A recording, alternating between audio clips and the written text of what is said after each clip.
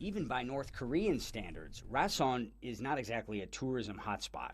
A remote economic zone, closer to China and Russia than the capital Pyongyang.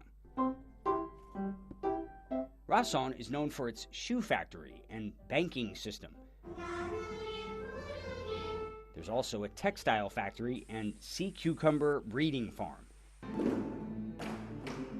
A typical workday includes outdoor exercise, weather permitting. In almost any other place, tourists probably wouldn't be lining up for the chance to open a bank account. But this is North Korea. The secret state has chosen Rason as its first post-pandemic destination for Western tourists, allegedly. Will it happen next week? Entirely possible.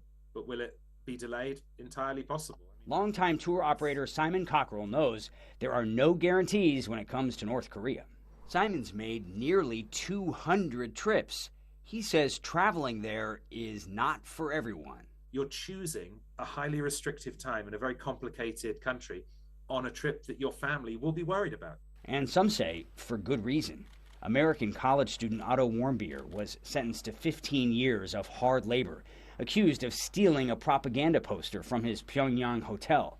After 17 months in detention, he returned home in a persistent vegetative state and died days later. The State Department has banned U.S. tourists from visiting North Korea ever since. What's the number one thing you tell people not to do when they visit North Korea? Don't proselytize religiously. It's illegal. Don't break any law, regardless of whether you agree with it or not. Simple as that.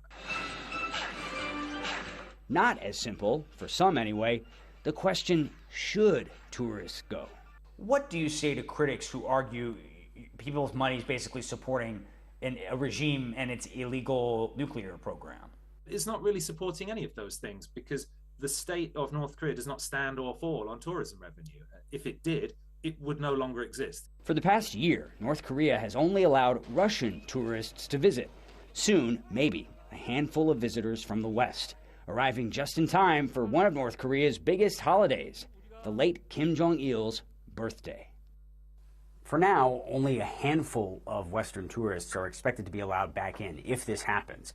And we don't know if this is the beginning of a wider reopening or perhaps just an extremely limited test run, thus putting them in such an isolated city. But one thing that we are noticing is that Chinese tourists have yet to return, which is interesting because you have a lot of Russian visitors, but no Chinese tourists back yet since the pandemic.